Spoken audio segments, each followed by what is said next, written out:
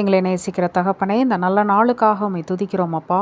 கடவுளே, இந்த நாளிலே கடவுளே எங்களோடு நீர் கூட இருந்து எங்களை வழி நடத்துங்கப்பா. எங்களுடைய வாழ்க்கையிலே கடவுளே, இந்த நாளிலே நீங்கள் குறிப்பிட்டிருக்கிற எல்லா காரியங்களும் உம்முடைய சித்தப்படி நடக்கும்படியான பாக்கியத்தையும் உம்முடைய ஆலோசனையை கேட்டு கடவுளே நாங்கள் ஒவ்வொரு காரியத்தையும் நடப்பிக்கும்படியான ஞானத்தையும் அறிவையும் எங்களுக்கு கொடுத்து நீர் ஆலோசனையின் கர்த்தராக இருந்து எங்களை வழி நடத்துங்கப்பா.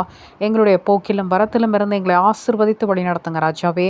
அது மட்டுமல்லாது கடவுளே, எங்களுடைய அலுவலக பணியிலும் வீட்டு பணியிலும் கடவுளே நீர் எங்களோடு கூட இருந்து எங்களுக்கு ஏற்படக்கூடிய எல்லா விதமான காரியங்களிலும் இருந்து எங்களை மீட்டு எடுத்து கடவுளே நாங்கள் எந்த விதத்திலும் அவமானப்படாதபடி, எந்த விதத்திலும் கடவுளே நாங்கள் எந்த காரியத்தை குறித்தும் கவலைப்படாதபடி நீர் ஒவ்வொரு காரியத்தையும் நடப்பித்து வழி நடத்துங்கப்பா.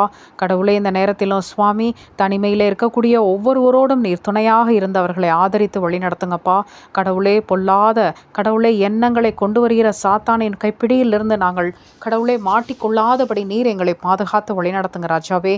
இந்த நாளிலும் எங்களோடு நீர் கூட இருந்து எங்கள் குடும்பத்தாரோடும் கூட இருந்து அவர்களுடைய போக்கிலும் வரத்திலும் இருந்து எல்லா ஆபத்துகளுக்கும் விபத்துகளுக்கும் எல்லாரையும் நீர் விலக்கி காப்பாற்றி ரட்சித்து வழி நடத்துங்கப்பா.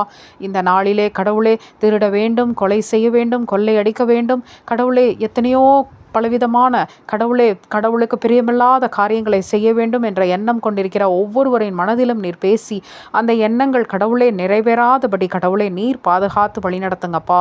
நீர் அப்படி செய்ய போகிற தயவிற்காக கடவுளே உமக்கு கோடான கோடி நன்றி ராஜாவே. எல்லாவற்றையும் இயேசு கிறிஸ்துவின் இனிய நாமத்தினாலே எடுத்து ஜெபிக்கிறோம் நல்ல பிதாவே. ஆமேன்.